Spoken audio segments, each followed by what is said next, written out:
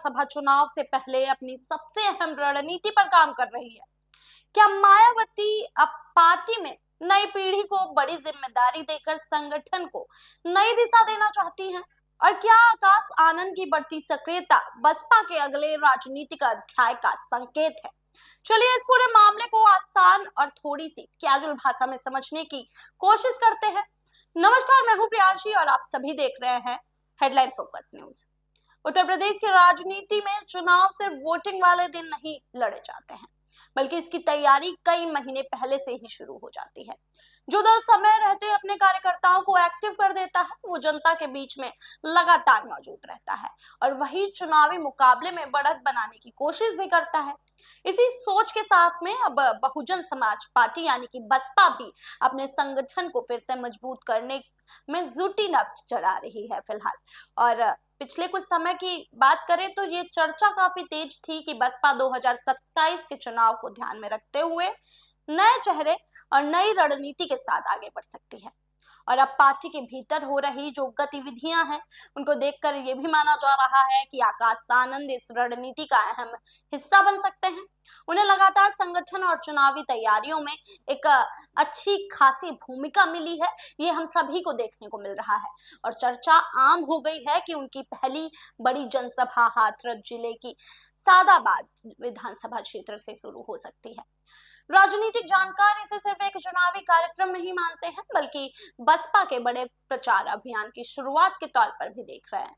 माना जा रहा है कि इसके बाद प्रदेश के अलग अलग जिलों में भी ऐसे अलग अलग कार्यक्रम हो सकते हैं, कई रैलियां देखने को मिल सकती हैं। लेकिन जो सवाल ये है कि आखिर बसपा इस समय इतनी एक्टिव क्यों दिख रही है?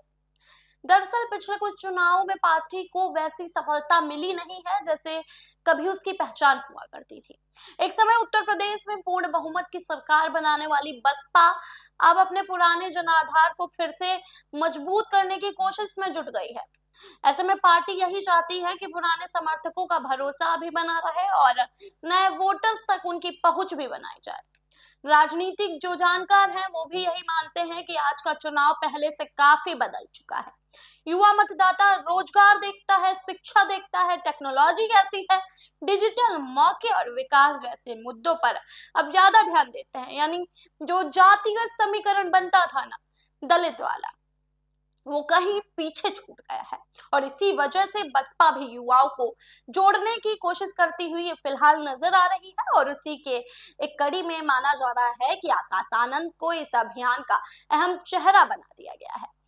पार्टी उन्हें ऐसे नेता के रूप में दिखाना चाहती है या फिर पेश करना चाहती है जो नई पीढ़ी की सोच को और भाषा को बेहतर तरीके से समझे।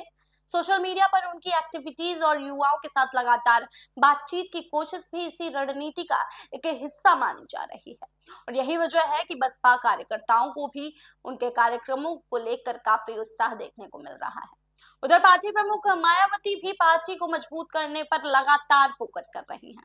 बूथ लेवल की बात करें तो कार्यकर्ताओं को एक्टिव करना हो या फिर स्थानीय इकाइयों को मजबूत करने और चुनावी तैयारियों को बेहतर तरीके से मैनेज करने पर एक तरीके से बीएसपी की तरफ से ध्यान दिया जा रहा है। कुल मिलाकर ये कह सकते हैं कि पूरा जोर, पूरी जद्दोजहद मायावती की तरफ से इस चुनाव में झोंकी जा रही है।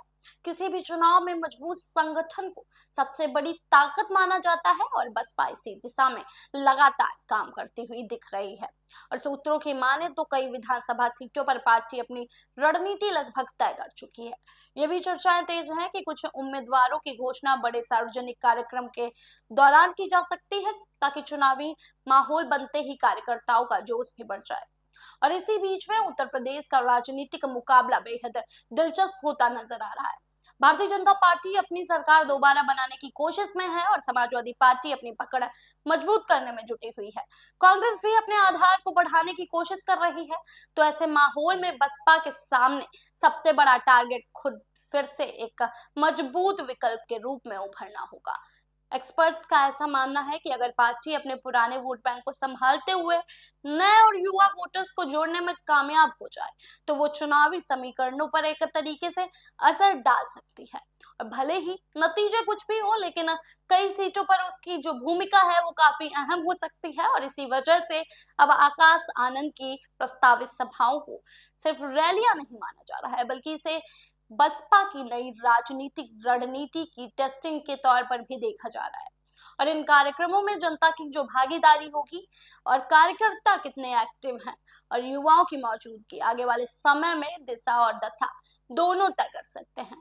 फिलहाल इतना साफ है कि बहुजन समाज पार्टी 2027 के चुनाव को लेकर अपनी तैयारियों को तेज कर रही है। और अब फिलहाल सबकी नजर इस बात पर है कि क्या ये नई रणनीति पार्टी को फिर से उत्तर प्रदेश की राजनीति में मजबूत जगह दिला पाएगी। लेकिन आपकी क्या राय है कि क्या आकाश आनंद बसपा के लिए नई उम्मीद बन सकते हैं? क्या उत्तर प्रदेश की राजनीति में मौजूदा तस्वीर जो बनी है वही बनी रहेगी? अपनी राय हमें कमेंट बॉक्स में जरूर बताइएगा और ऐसी ही तमाम जानकारियों के लिए बने रहिएगा हेडलाइन फोकस के साथ। मैं थी आप सभी के साथ प्रियांशी।